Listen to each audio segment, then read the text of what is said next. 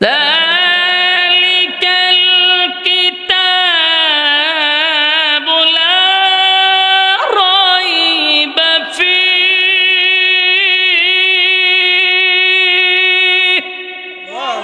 هدى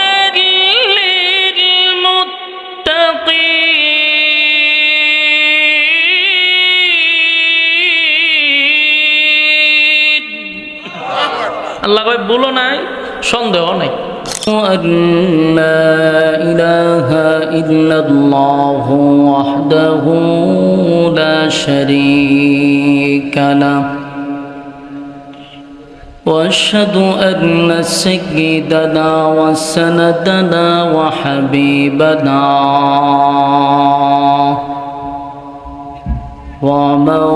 ومولانا محمدا عبد الله ورسوله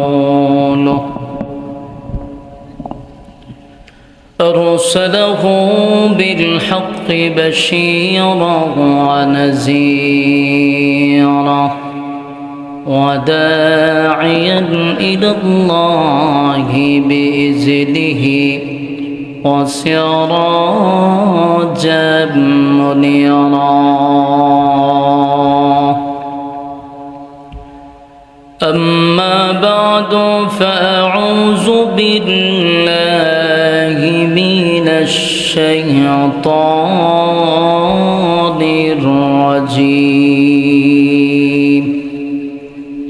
بسم الله الرحمن الرحيم ويوم يعد الظالم على يديه يقول يا ليتني اتخذت مع الرسول سبيلا يا ويلتى ليتني لم أتخذ فلانا خليلا صدق الله العظيم درود شريف পড়েন اللهم صل على محمد وعلى آل محمد كما صليت على إبراهيم وعلى إنك حميد مجيد اللهم بارك على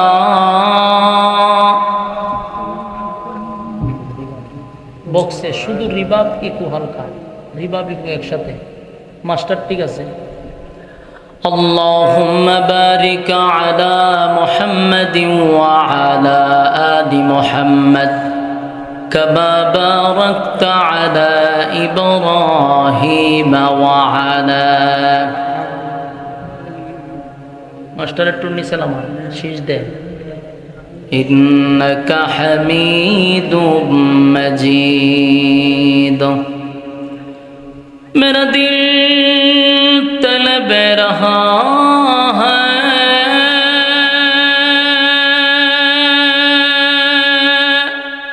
मेरे जलने रहा है सीना हे दवा वही मिलेंगे मुझे ले चलो मदीना बलगल लौला बिकमालिही रिबाब बुझे ना भाई रिबाब दें रिबाब से बुझे ना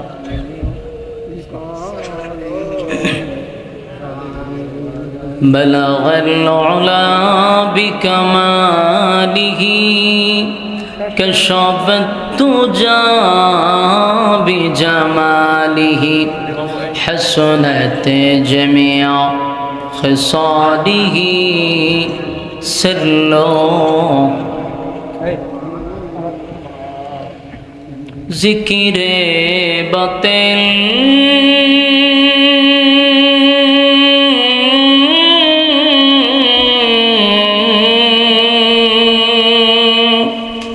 को हटा दे दिल से रबे जिक्र में तेरे लगा दे रोज शाब ला इलाहा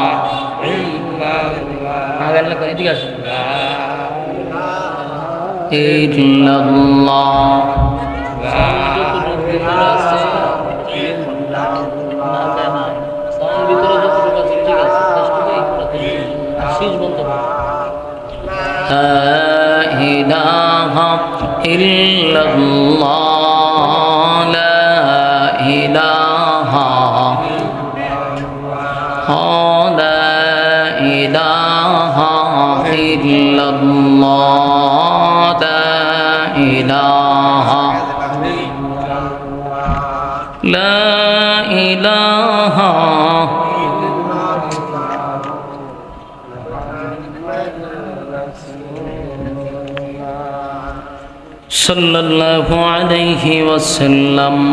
আলহামদুলিল্লাহ, গজারিয়া পূর্বপাড়া ভুইয়াবাড়ি যুব সমাজের উদ্যোগে সকল কবরবাসীর রুহের মাগফিরাত কামনায় আয়োজিত আজকের এই ইসলামী সম্মেলনের সম্মানিত সভাপতি, প্রধান অতিথি, বিশেষ অতিথিবৃন্দ, মুআজ্জাজ মুকাররম হযরত উলামায়ে কেরাম, শীষ বন্ধ করেন, শীষ বন্ধ করেন, মুআজ্জাজ মুকাররম হযরত উলামায়ে কেরাম, উপস্থিত নওজোয়ান তরুণ যুবক ভাইরা, মুরব্বিয়ান আযম, মাইকের আওয়াজ যতটুকু দূরে যাচ্ছে অবস্থানরত পর্দানিশী মা ও বোনেরা, সকলকে আমার অন্তরন্তস্থল থেকে জ্ঞাপন করছি মোবারক সবটুকুন শুকরিয়া আল্লাহ সুবহান মহিয়ান গড়িয়ান সর্বশক্তিমান আল্লাহ পাকের জন্য, যিনি অত্যন্ত দয়ামায়া করে দুনিয়ার সমস্ত ফিতনা ফাসাদ থেকে হেফাজত করে, হাজারো মানুষের মাঝখান থেকে যাচাই বাছাই করে নির্বাচিত করে পছন্দ করে ভালোবেসে মহব্বত করে এই প্রচণ্ড গরমের ভিতরেও দিনই একটা মজলিসে ওলামায়ে কেরামদের সহবতে আসার এবং বসার তৌফিকটুকু রব্বে কারীম আমাদেরকে দিয়েছেন। এজন্য আমরা শুকরিয়া আদায় করছি আলহামদুলিল্লাহ। লক্ষ কোটি দুরুদ এবং সালাম আল্লাহর সৃষ্টির প্রধান আকর্ষণ জনাবে মুহাম্মদুর রাসূলুল্লাহ সাল্লাল্লাহু আলাইহি ওয়াসাল্লামের উপর। সম্মানিত সুধী, রাত প্রায় 11:11 পোস্টারের সময় আমার দেওয়া হইল 10টা। আমি আমার 10টা বাজার 15 থেকে 20 মিনিট আগেই আসছি। এরপরও আপনারা ধৈর্যের সাথে বসে আছেন। রাস্তাঘাটে দোকান পাটে যারা আছেন মেহেরবানি করে ফ্যান্ডেলে চলে আসি।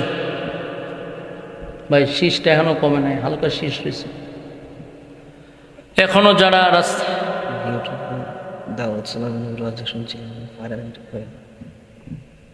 ভাই এগুলা যদি মাহফিলের মাঝখানে ওয়াজ শুরু করছে আপনি কন তেতুটা হইতো না। সিস্টেমের বাইরে তো এক এক সময় এখানে বইছি, দরে বইছি, 5 জনে 5টা সাবজেক্ট দিছে। শ্রোতাদের সাবজেক্ট অনুযায়ী যদি আলোচনা শুরু করি এটা আলোচনা হইতো না, এটা একটা মাছ বাজার হয়ে যাবে। কেউ কইব দারকিনা, কেউ কইব ফুডি, কেউ কইব আমার গুলাইয়া দেন, কেউ কইব বোয়াল মাছ দেন, কেউ কইব ভাঙ্গাস দেন। এখন সবাই তো আমি দিদা আমি লইয়া বইছি ভাঙ্গাস মাছ, আমার কাছে ফুডি মাছ ছেলে পাবেন নি। এখন আবদার করছেন, এটা যদি আমার আগে হইতেন তো আমি আয়াত করতাম। আয়াত করছি, একটা আলোচনা করবো, আর একটা ফেসবুকে লেখালে শুরু হয়ে যাবো। আপনারা তো বুঝতেছেন, আলেমরা তো বুঝে যে আয়াত করছে যেটা এটার বিষয়ে আলোচনা নাই। এগুলো কিছু নিয়ম কারণ আছে তো ওয়াজের। আচ্ছা যাক, আবেগে বলছে। আমি সবচেয়ে খুশি হয়েছি আপনারা এত রাত পর্যন্ত প্রচণ্ড গরমের মধ্যে অবস্থা প্রচণ্ড গরম, এরপর আপনারা ভালোবাসা নিয়ে বসে আছেন। রাস্তাঘাটে অনেক মানুষ ঘোরাফেরা করতেছেন। বিনয়ের সাথে বলবো আমরা প্যান্ডেলের ভিতরে চলে আসি। এখানে যতক্ষণ আপনি বসা থাকবেন, নাজালাত আলাইহিমুস সাকিনা, উপর থেকে সাকিনা রহমত নাজিল হবে। সুবহানাল্লাহ। বলুন, এই রহমত কি প্যান্ডেলের বাহিরে না ভিতরে? ভিতরে। আমরা নিয়ত করি, মেহেরবানি করে প্যান্ডেলের ভিতরে চলে আসি। আল্লাহ রাব্বুল আলামিন মোনাজাত পর্যন্ত যেন আমাদেরকে বসার তৌফিক দান করে, আমিন। আপনাদের এই ভুইয়াবাড়ির যুবকরা অক্লান্ত পরিশ্রম করে রাতকে দিন করে সুন্দর আয়োজন করছে, আলহামদুলিল্লাহ। এখন আপনারা যদি রাস্তাঘাটে ঘোরাফেরা করেন, তাহলে যারা মাহফিলটা করাইছে এদের মনে একটা কষ্ট থাকবে যে আলোচনা করলাম, মাহফিল করাইলাম যাদের জন্য, তারা রাস্তাঘাটে সময় নষ্ট করতেছে। এটা যারা করায় তাদের মনে একটা কষ্ট থাকে। তাই আমি বিনয়ের সাথে বলবো আমরা রাস্তাঘাটে সময় নষ্ট না করি।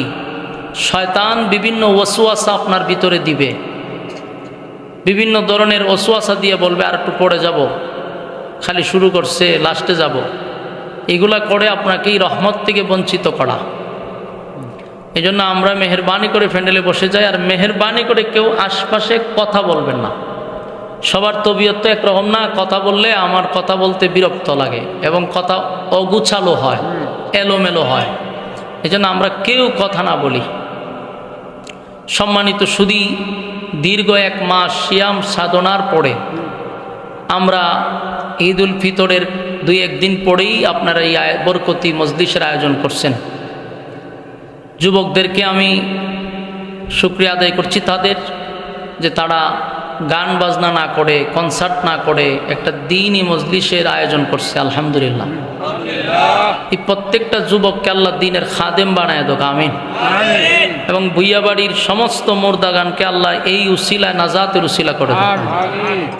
আমরা ধৈর্যের সাথে কথাগুলি শ্রবণ করব ইনশাআল্লাহ। রাজি আছেন না আপনারা? লড়াচড়া করবাই, লড়াচড়া যেন আমরা না করি। মেহেরবানি করে এই যে ফুলাপান যেটি রাস্তাঘাটে ঘুরাইতেছে, মেহরবানি করে বসে যান। আজকের আমাদের সাবজেক্ট হবে যুবকদেরকে নিয়ে আলোচনা, ঠিক নেই? এটাও রুমের ভিতরে কয়েকজনে বলছে, ওখান থেকে সিদ্ধান্ত হয়েছে। তখন যুবক যদি রাস্তাঘাটে দেখেন ঠাইন না দূরে লুয়ে পড়বেন, হের ওয়াজ চলতেছে, হে বাইরে যেত গাড়ি, ঠিক নেই? বলে আজকে ওয়াজই তোর গড় যাইতে না, বুড়া যদি যায় অসুবিধা নেই, কিন্তু জোয়ান যেত তো না। এই জন্য এদেরকে বসায় রাখবেন। আমি আপনাদের সামনে মহাগ্রন্থ আল কোরআন থেকে আয়াতে কারিমা তেলাওয়াত করছি। আয়াতটাকে সামনে রেখে আপনাদের সামনে কিছু কথা উপস্থাপন করতে চাই। রব্বি কারীম যেন আমাকে বলার, আপনাদেরকে শ্রবণ করার তৌফিক দান করে, আমিন। সম্মানিত সুধী, কোরআন আজ থেকে ১৫০০ বছর আগে আল্লাহ নাজিল করছে। এখনো কোরআন আছে, কিয়ামত পর্যন্ত কোরআন থাকবে। এই ১৫০০ বছরের ভিতরে একটা জবর, একটা জের, একটা নক্তার কোনো পরিবর্তন পাইছেন? সম্ভাবনা আছে? কোরআনের সবচেয়ে বড় মুজিজা যদি আপনি দেখতে চান, তাহলে এর থেকে বড় মুজিজা নাই। কারণ আপনি দেখেন, একটা গ্রন্থ, যে কোনো গ্রন্থ হোক, এটা ১০০ বছর গেলে পড়ে এটার লেখককে, রাইটার তুগাই পাওয়া যায় না। আর ১৫০০ বছর হলো একটা গ্রন্থ, সেটার শব্দ তো দূরের কথা, নক্তাও পরিবর্তন হয়েছে না। সুবহানাল্লাহ। এর মূল কারণ কি? কারণ হলো এই কোরআনের দায়িত্ব কোনো মানুষের হাতে না। বলুন, দায়িত্ব কার হাতে? আল্লাহ। যদি মানুষের কাছে দায়িত্ব থাকতো, তাহলে বিসমিল্লাহর বাও আপনি তালাশ করে পাইতেন না। বাস্তব না বাস্তব? আল্লাহ যদি নিজের হাতে দায়িত্ব না রাখা দেশের রাজা বাদশার হাতে ছেড়ে দিত, বলে যে দেশ চালাবে তার হাতে কোরআন থাকবে, যদি সিস্টেম থাকতো, তাহলে ওই যে বলছি বিসমিল্লাহ লিখতে প্রথম কি লাগে? বা লাগে, এই বাও পাইতেন না। এর একটা উদাহরণ হইল, বান্দর তো চিনুন আপনারা, তাই হ্যাঁ হাত কুড়াল আছে নি? আছে বলে না ও আপনারা করতে নিছে আছে। বান্দরের হাত কুড়াল নাই, না থাকার পরেও ডাল ভাঙেনি, ভাঙে। আর যদি কুড়ালটা দেন তো ডাল কাটলে কুবা শামসুর মতো কুবাইব, কতক্ষণ না দিই একেবারে হুতায় লেব, সব বাগান টাগান যা আছে গাছ বিড়ি সব একেবারে মাটি হুতায় লেব। তা আল্লাহ যদি বান্দররা তো কুড়াল দিত, তে বাগান যে থাকতো না, এটা আল্লাহ ভালো করে জানে। এই জন্য বান্দররা তো কুড়াল নেই। তো মানুষের হাতে কোরআন দিলে যে কি করতো, এটা আল্লাহ ভালো করে জানে। যেমন আজ থেকে 3-4 বছর আগে ওই যে সাওয়ালা পার্শ্ববর্তী দেশ, মুদ্রার দেশ, হে একবার চাইছিল 26টা আয়াত কোরআন থেকে উড়াই দিত, জিহাদ সম্পর্কে যে আয়াতগুলি হে চাইছিল উড়াই দিত। এটা নিয়ে অনেক কিছু হয়েছে। বলুন তো দেখি, আরে কি আল্লাহ দায়িত্ব দিছিনি? এরপরে দিশায় উড়াই দিত। আর যদি দায়িত্ব দিত, ওই যে বা ফাইলেন নইল কথা ফেন না দি, এক এক বাদশা আসতো, এক এক আয়াত উড়াই দিত। যেমন একজন বাদশাহ বলতো, ভাই সুদ আর ঘুষ এটা তো আমরা খাইয়া অভ্যস্ত, এটা যদি আমরা খাই থাকি, আবার অনেকে ঘুষটাকে বলে স্প্রিট মানি। যেমন আম্মাজানের যারা মন্ত্রিত্ব সবাই আসিল, এরা অনেক সময় কইছে যে এটা স্প্রিট মানি। তো এই যে ঘুষ, এটা স্প্রিট মানি, এখন মন্ত্রী সবাই এটা খাই অভ্যস্ত। এটা কোরআনে থাকলে এটা তো এদের সম্মানহানি হয়। তাই দেশের বাদশা ঘোষণা দিত যে সুদের আয়াত উঠাইয়া দাও, ঘুষের আয়াত উঠাইয়া দাও। দেশের বাদশা যদি কয় উঠাইয়া দাও, রাখার ক্ষমতা আছে কারো? দিত উঠাইয়া। এরপরে আরেক বাদশা বলতো যে আমরা তো নেতাগিরি করি ঠিক, কিন্তু আমরা তো নামাজ টামাজ পড়ি না। ইলেকশনের সময় আমরা মাথাতে একটা টুপি লাগাই আর একটা পাঞ্জাবি ভরি ভইরা ঘন ঘন মসজিদও যায়, আর মানুষের সালাম আলকি দেই, দিয়ে বোঝায় যে আমরা মুসল্লি। কিন্তু সারা বছর তো আর আমরা মসজিদের বারান্দা তো যাই না। নামাজের আয়াত যদি কোরআনও থাকে, তো ইজ্জতের সমস্যা। নামাজের আয়াত উঠাইয়া দাও, উঠাইয়া দাও যে বলছে, রাখার ক্ষমতা আসেনি কারো? দিছে নামাজের আয়াত উঠাইয়া। আরেকজন আয়াত হইতো যে পর্দার আয়াতের দরকার নাই, যেহেতু আমাদের দেশে কাপড় চোপড় নিয়েও আন্দোলন হয়। ওই যে শাহবাগিরা, ইডি বেড়া না বেডি আল্লাহ জানে। ইডি দেখলে বেডিও মনে হয় না, বেড়াও মনে হয় না, দেখলে বুমি আয়া পড়ে। ইডি আবার কয় পোশাকের স্বাধীনতা। তুই পোশাক পরো না, তুই এমনি থাক, তুই পোশাক করে কি ধরতে কথা ঠিক? ইডিরে সাবান টুবান দিয়া গোসল করে না কেরে? হ্যাঁ, ইডি বলে আবার পোশাকের স্বাধীনতা যায়। রে তুই পোশাক পরলে যেরকম লাগে, তোরা না বললেই রকমই লাগে। শয়তানের বাচ্চা বল, তোর আর পোশাক পরন লাগতো না, ঠিক নেই? সরকার, এই যে শাহবাগী সরকার যদি আইতো, কইল ঠিক আছে আমরা পর্দার আয়াত উঠাই দিলাম, তো দিছিনি উঠাইয়া। এই উঠাইয়া দাও বলতে বলতে আমরা শেখ হাসিনা আম্মা পর্যন্ত বিসমিল্লার বা উড়াই দিত। কথা ঠিক নেই? এই জন্য আল্লাহ বলেন, কোরআন নাজিল করছি আমি, তার হেফাজতের দায়িত্ব নিছি আমি। যদি মানুষের হাতে দিত, কোরআন পাইতেন না, শেষ। বাস্তব না বাস্তব? আল্লাহ বলেন,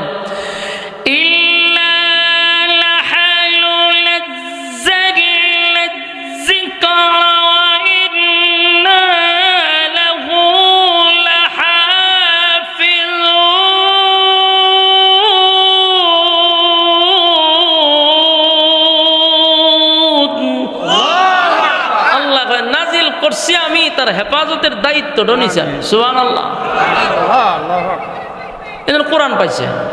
এখন আসুন, পৃথিবীতে যত গ্রন্থ আছে, যারা পড়েন, বই পুস্তক পড়েন, দেখবেন একবারে শেষ পৃষ্ঠায় ওই রাইটারের একটা বক্তব্য থাকে। বক্তব্য হইল যে আমার লেখাতে কোনো ভুল হলে আপনারা আমাকে জানাবেন, পরবর্তীতে সংশোধন করব। এখন দেখছি নাম্বার দেওয়া থাকে।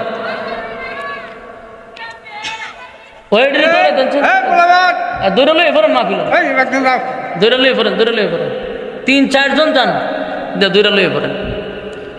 মনোযোগ দিয়ে শুনেন।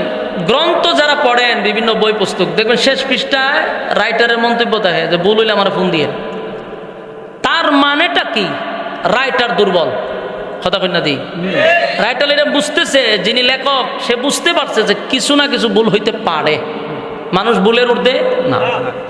কিন্তু পৃথিবীতে শুধু একটা গ্রন্থ আছে, যেই গ্রন্থের লেখক ওপেন চ্যালেঞ্জ করছে যে ভুল নাই, সন্দেহ নাই। এটার নাম হলো মহাগ্রন্থ আল কোরআন। এটা আজ থেকে ১,৫০০ বছর আগে আল্লাহ কইছে ভুল নাই। বলুন আজ পর্যন্ত কেউ ভুল ধরতে পারছে? কত বুদ্ধিজীবী আমরা দেশ হইতে মাথা পড়ছে আছে বুদ্ধির ছুটে।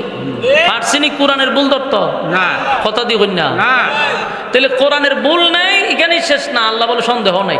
সুবহানাল্লাহ। সুবহানাল্লাহ। যালিকাল কিতাবু লা রাইবা ফীহি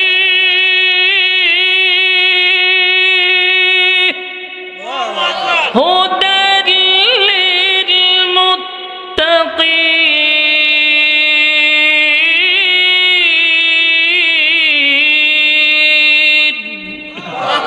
আল্লাহ কয় ভুলও নাই, সন্দেহ নাই। তাহলে সেই কোরআন যেখানে ভুলও নাই, সন্দেহ নাই, সেই কোরআন শোনার জন্য আরামের ঘুম হারাম কইরা নরমাল বিছানাতে আপনারা বসছেন, মোনাজাত পর্যন্ত তাকার নিয়ত কার কার আছে? হাত তুলেন তো দেখি। আতলামায়েন না, পিছনে কয়েকজন হাত তুলছে না, ঘটনাটা কিতা? এবারে হাত তুলে রাখেন। পিছনের কেটা লক্ষণ খুব খারাপ। বলেন মোনাজাত পর্যন্ত ইনশাআল্লাহ ওয়াদা। হ্যাঁ আতলামায় ওয়াদা না বলে হাত উড়াই ওয়াদা করলাম। ওয়াদা করলাম। আতলামায় আচ্ছা কোনছেন ওয়াদা বর খেলাপ করা কিসের খাসল? মুনাফিক নি? আমি কইছি না আপনারা কইছেন? আপনারা কইছেন। আমি কইছি। এখন যদি কেউ কিন্তু উড়ে, আমরা পিছন থেকে বলবো কে যায়, আর আপনারা সবাই বলবেন মুনাফিক যায়। হ্যাঁ, ঠিক নি? হ্যাঁ। ইজ্জত যদি তাকে তুলে বইয়া তখন লাগবে। আর কেউ যদি কয় হুজুর আমার ইজ্জত নাই, আমি একটা বেজ্জিত লোক, তো তোর সাথে কোনো ওয়াজ নাই, তুই যা গিয়া। ঠিক নি? এখন বুঝছে শূন্য উঠতেন মিছিল শুরু হয়ে যাবে, মুনাফিক যায়। অঞ্জু চিন্তা করছে না গ্রামগঞ্জ একটা ইজ্জত সম্মান লইয়া চলি, তুলে বইয়া তখন লাগবে আপনার।